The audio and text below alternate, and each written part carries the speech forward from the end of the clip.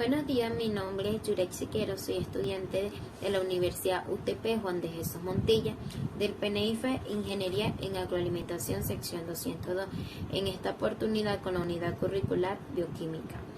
En este caso vamos a estar hablando acerca de lo que son las células. ¿Pero qué son las células? La célula es la unidad básica, estructural y funcional de los seres vivos. En su interior se encuentran los componentes esenciales que hacen posible que los organismos se desarrollen adecuadamente y que cumplan con sus funciones esenciales. Entre ellas están la respiración, la nutrición, la reproducción, entre otras. La célula es el componente de todo, es el componente básico de todos los seres vivos. El cuerpo humano está compuesto por billones de células. Ellas le brindan estructura al cuerpo, absorben los nutrientes de los alimentos y estos nutrientes los convierten en energía y realizan funciones especializadas. Además, las células también contienen el material hereditario del organismo y pueden hacer copia de sí mismas. Se dice que la célula es la unidad estructural de los organismos de todos los seres vivos, porque todos los organismos están constituidos por células. Algunos organismos están formados por una única célula y se les denomina organismos unicelulares, mientras que otros llamados organismos pluricelulares están formados por una gran cantidad de células de diferentes tipos que suelen estar especializadas en funciones específicas. Una célula es la unidad más pequeña dotada de vida. Todos los organismos y tejidos están constituidos por células. Son tan pequeñas que no se pueden observar a simple vista. El tamaño de las células puede variar enormemente. Algunas pueden ser prácticamente visibles, esto quiere decir a simple vista se pueden visualizar, aunque la gran mayoría de ellas son microscópicas, es decir, pueden ser vistas utilizando un microscopio. Es importante destacar que la palabra célula proviene del latín cellula, que significa pequeña celda. El término fue utilizado por primera vez en el área de la biología por el naturalista Robert Hooke en el siglo XVII. Hooke notó que al microscopio diversos organismos mostraban unas estructuras parecidas a las celdas de un panal de abeja, y de allí surgió el uso de este término célula. Así fue creada este término, o desde allí utilizamos este término de la célula. Ahora bien, vamos a hablar sobre las características de la célula. Las células, independientemente de su tipo, contienen material genético, un interior acuoso, una membrana protectora y son capaces de evolucionar. Entre otras características comunes encontramos: número 1. Contienen ADN y ARN. El ADN o ácido desoxirribonucleico contienen información sobre el funcionamiento de la célula y la transmisión hereditaria de ciertas características de los organismos, mientras que el ARN o ácido ribonucleico es el componente que ayuda a que las instrucciones del ADN sean comprendidas por la célula. Número 2. Su interior contiene fluidos. El interior de las células está formado en gran parte por citosol, un fluido compuesto por agua, proteínas y ADN. Este líquido rodea a todas las estructuras celulares, pero no penetra en ellas. Número 3. Tienen una gran membrana protectora. Su función es proteger las estructuras internas y al mismo tiempo permitir la comunicación con el medio exterior. Número 4. Responden a estímulos. Las células son capaces de reaccionar a estímulos generados por hormonas, neurotransmisores o de otras células cercanas, gracias a los receptores que contienen en su membrana protectora. Número 5. Evoluciona. Las células pueden modificarse para favorecer la adaptación de los organismos a nuevos entornos. Por ejemplo, las células de una especie de alga de agua dulce pueden evolucionar para adaptarse a un aumento de la salinidad en el agua. Número 6. Pueden cambiar. Las células pueden sufrir cambios en su composición o estructura según la función que vayan a ejecutar en el organismo. Este proceso se conoce como diferenciación celular. Por ejemplo, una célula ósea encargada de la formación de huesos tendrá una estructura distinta a una célula muscular. Así también vamos a estar hablando sobre los tipos de células. ¿Cuáles son las células que existen? Existen dos grandes tipos de células según la presencia o no de un núcleo celular. Ellas son las eucariotas y procariotas. Las células eucariotas son aquellas que tienen un núcleo celular definido. Este núcleo celular se encuentra dentro de una envoltura nuclear donde se mantiene la integridad del material genético ADN. Los organismos formados por estas células reciben el nombre de eucariotas y son pluricelulares, es decir, tienen más de una célula. Es el caso del ser humano, los animales o las plantas. A su vez, las células eucariotas pueden ser de dos tipos. La célula animal es un tipo de célula eucariota que forma los diferentes tejidos de los animales, muslos, huesos, neuronas, etc. La célula animal está compuesta por membrana celular, el citoplasma, en donde se encuentran los organulos y el núcleo celular. También está entre ella lo que es la célula vegetal. Es un tipo de célula eucariota que forman las diferentes estructuras de las plantas. Se diferencia de la célula animal en que además de la membrana tiene otra estructura protectora llamada pared celular. Además tiene cloroplasto, que son las estructuras donde se genera la clorofila, el componente indispensable para la fotosíntesis. Ahora vamos a hablar sobre el segundo tipo de las células, que es las células procariotas. Las células procariotas son aquellas que no poseen núcleo definido, por lo cual el material genético se encuentra disperso por el citoplasma. Se caracterizan por su ADN y estructura, son mucho más simples que los de las células eucariotas. Los organismos formados por este tipo de células son denominados como procariontes y son organismos unicelulares, es decir, solo tienen una célula como las bacterias y las arqueas. Por otro lado, vamos a estar hablando sobre las partes de la célula. ¿Cómo está conformada una célula? La célula tiene tres componentes básicos y algunos de ellos alojan a otras estructuras especializadas. Encontramos la membrana plasmática, llamada membrana celular en células animales y pared celular en algunas células vegetales. Esta protege a la célula y al mismo tiempo permite el contacto con el exterior. El núcleo celular se encuentra presente solo en las células eucariotas y es donde se aloja el material genético ADN. Las células procariotas no tienen núcleo, así que su material genético está disperso. También encontramos lo que es el citoplasma. Es el líquido donde flotan todos los elementos particulares de cada célula, ADN, mitocondria, ribosoma, etc. En el citoplasma de las células eucariotas se encuentran otras estructuras especializadas de las células llamadas organulos. Algunos de ellos son aparato de Golgi. Esta sintetiza los compuestos creados por la célula y los distribuye en el citoplasma. Encontramos lo que son las mitocondrias, es el organulo donde se produce la energía que requiere la célula para cumplir con sus funciones. Encontramos los ribosomas, es el lugar donde la célula sintetiza las proteínas. Encontramos también el retículo endoplasmático. Puede ser de dos tipos. El retículo rigoso sintetiza proteínas y el retículo plano sintetiza a las grasas. Encontramos también el perizoma, se encarga de degradar peróxido de nitrógeno, de allí su nombre, y de oxidar óxidos grasos.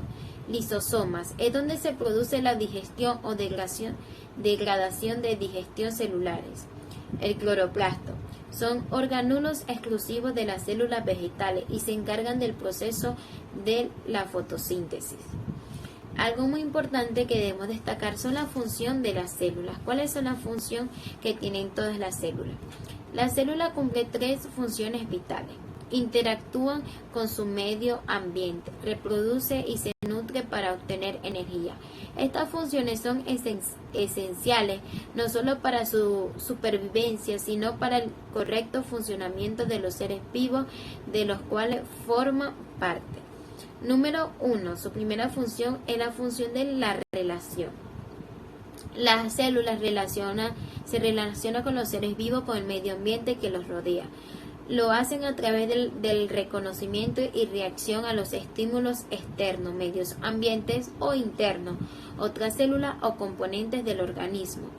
Número 2. Función de la reproducción. Para generar nuevas células, estas deben de reproducirse y lo hace mediante la mitosis, que es cuando la célula genera 2 nuevas células idénticas, o por la meiosis, cuando la célula genera 4 nuevas células diferentes. Otra función es la función de la nutrición. La célula necesita nutrirse de materia orgánica para obtener energía. Cuando produce su propia materia orgánica a partir de materia inorgánica, dióxido de carbono, agua, sales minerales,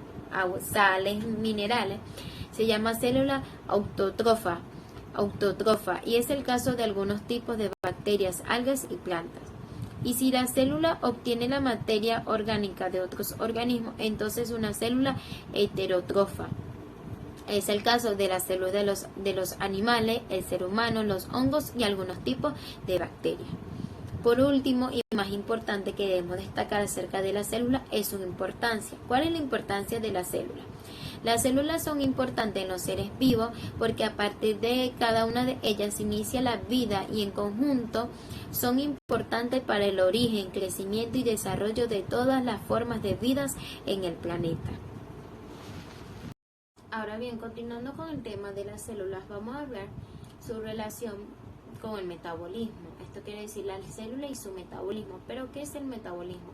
Se conoce como metabolismo al conjunto de transformaciones químicas que se efectúan constantemente en las células de los organismos vivos. El metabolismo hace referencia a todos los procesos físicos y químicos del cuerpo que convierten o usan energía, tales como respiración, circulación sanguínea, regulación de la temperatura corporal, contracción muscular, digestión de alimentos y nutrientes, la eliminación de los desechos a través de la orina y de las heces y el funcionamiento del cerebro y los nervios. Estos complejos procesos interrelacionados son la base de la vida a escala molecular y permiten las diversas actividades de las células crecer, reproducirse, mantener sus estructuras y responder a estímulos, entre otras funciones principales. Pero algo muy importante, ¿qué es la célula y su metabolismo? ¿O qué relación tiene el metabolismo con la célula? Es la suma de todos los cambios químicos que tienen lugar en la célula a fin de proporcionar energía y componentes básicos a los procesos esenciales de esta. Un ejemplo de esto para que podamos entender mucho mejor. El metabolismo es el conjunto de reacciones químicas que tienen lugar en las células del cuerpo para convertir los alimentos en energía. Nuestro cuerpo necesita esta energía para todo lo que hacemos, desde movernos hasta pensar o crecer. Para mencionar unos ejemplos, hay unas proteínas específicas en el cuerpo que controlan las reacciones químicas del metabolismo.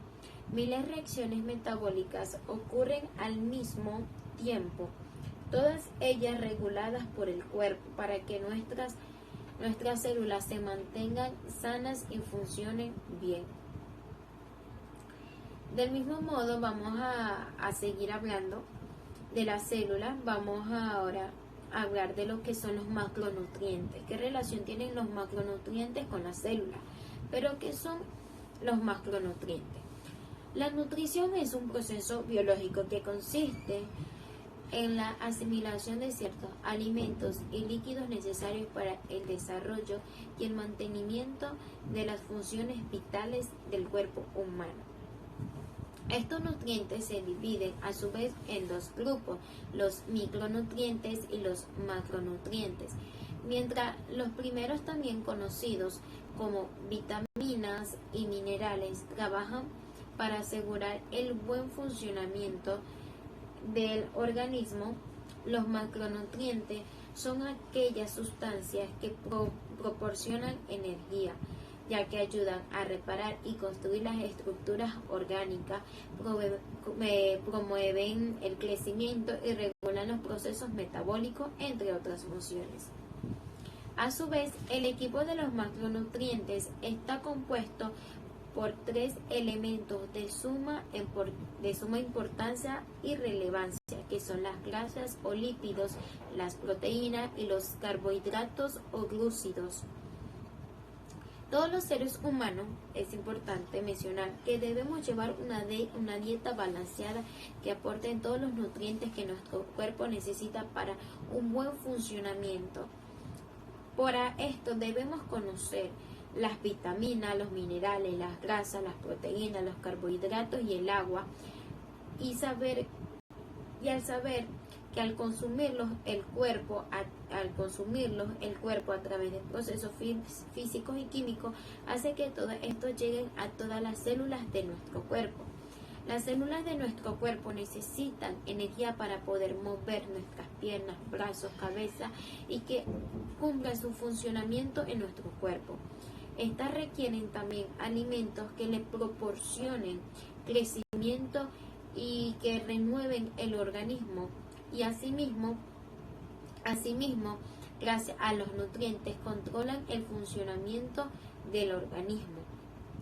Los macronutrientes son esenciales para nuestra vida, y de este grupo de nutrientes hay tres grupos, los cuales son, como lo mencionamos anteriormente y lo vamos a desglosar, que son las proteínas, las grasas y los carbohidratos o hidratos de carbono. Número 1, las proteínas. Estas son fundamentales para proporcionar energía al cuerpo, nitrógeno para la reproducción y mantenimiento de los tejidos. Las proteínas contienen péptidos y aminoácidos que son los encargados de formar el músculo. Nos aportan 4 calorías por gramo y se pueden encontrar entre ellos las lentejas, las semillas de girasoles, la calabaza, frutos secos y algunas verduras como brócoli y espinaca. Número 2, encontramos el grupo de las grasas. Este grupo está compuesto por fosfolípidos, triglicéridos y colesterol. Ellos optimizan la utilización de glucosa y disminuyen los niveles de insulina. Las grasas son muy importantes para el buen funcionamiento del cerebro, la piel, los ojos y los aparatos reproductivos. Entre ellos encontramos lo que es el aguacate, las nueces, el aceite de oliva, el aceite de linaza. Por último encontramos el grupo de los carbohidratos. Estos están compuestos de monosacáridos, polisacáridos y oligosacáridos. A diferencia de lo que se cree, sí son buenos para nuestro organismo, pero sin embargo son recomendados para una alimentación diaria, dado que se demoran un poco más en descomponerse, y esto es bueno para el organismo porque así se libera energía poco a poco.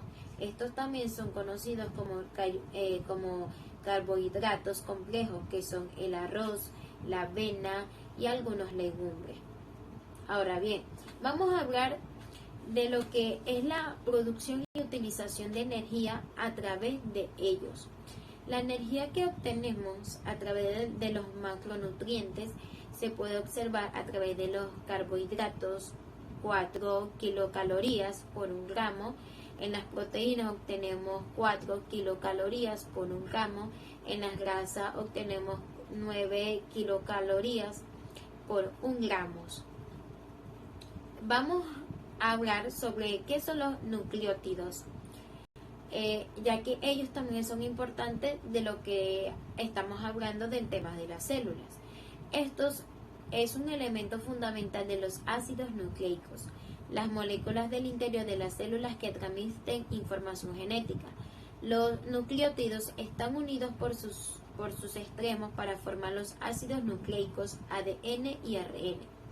Un nucleótido es la pieza básica de los ácidos nucleicos. El ARN y el ADN son polímeros formados por largas cadenas de nucleótidos.